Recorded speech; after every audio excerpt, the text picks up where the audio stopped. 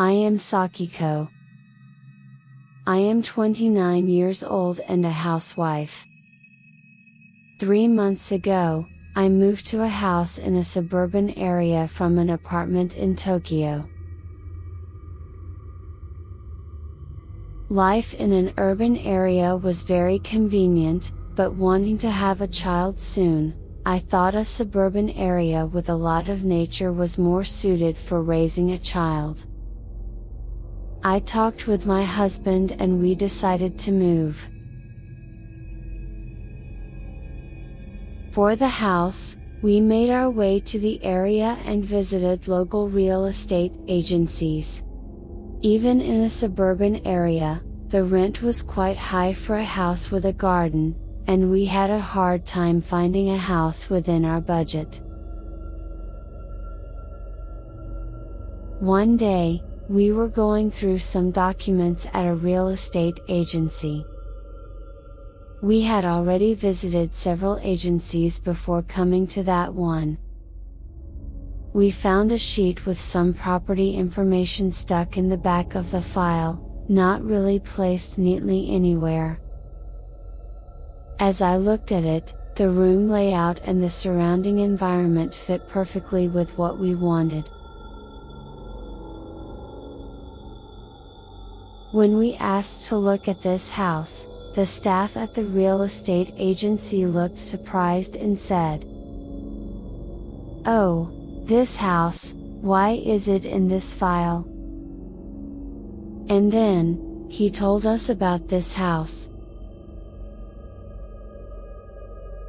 He said this house was far from the highway and any kind of public transportation, not very popular, and for some reason, no resident has stayed there for a long time, so they had stopped accepting applications from a few years ago.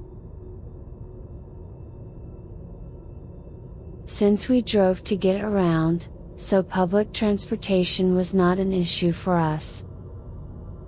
Therefore, we asked strongly to look at this house. The staff did not seem very willing, but since we persistently requested, he took us to the house.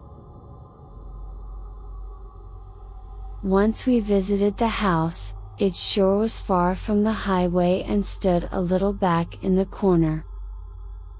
Since there had been no resident for a few years, it looked like it had been damaged a little.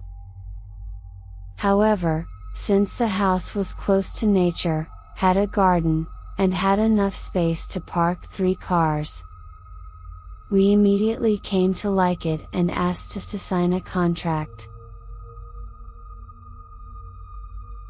Because nobody lived there and the house gets damaged with nobody living in it, the landlord was planning on tearing down this house soon.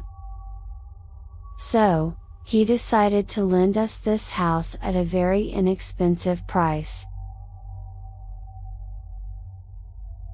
Life in a house felt very fresh.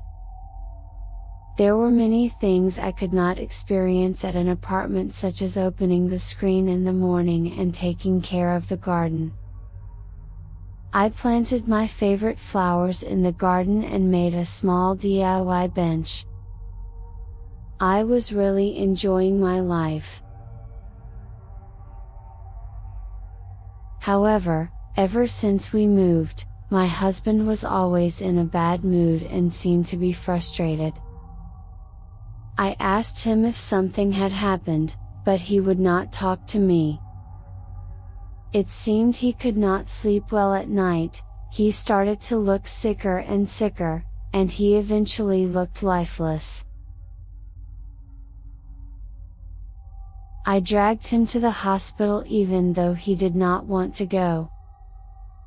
He said he did not have any complaints about his work or family but told the doctor, "My body simply feels heavy, and I have such a hard time breathing that I cannot go to sleep." The doctor decided to give him a prescription for a sleep-inducing drug. Once he started taking the medicine, he started sleeping while snoring. I was relieved, but for some reason, he was getting more and more lifeless. His face was pale, he barely talked, and he was always looking down without moving.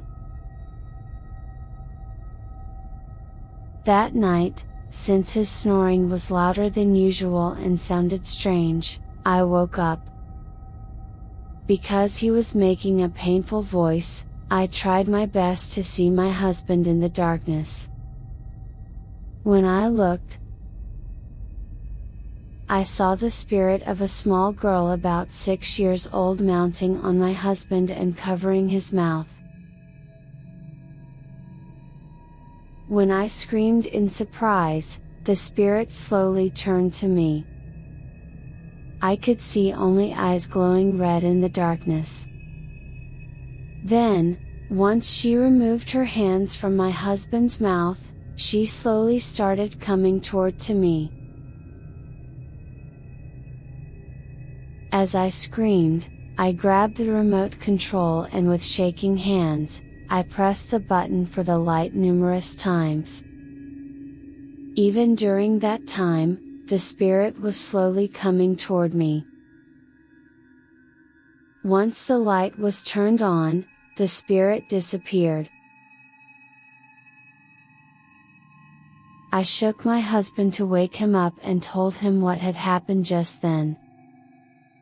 However, no matter how much I talked to him, his eyes remained unfocused and he seemed to be spaced out and not to be able to hear me. When I looked clearly, I could tell his eyes had turned red.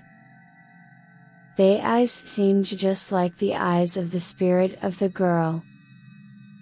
It was at that time that I became certain that all of my husband's problems were because of that spirit. If this continues, my husband would be taken over by the spirit. Not just him, but probably also myself, too. I turned all the lights on in the house and waited for the morning, and I cancelled the contract for the house on that day. We live in a different area now. My husband says he does not remember anything about that house.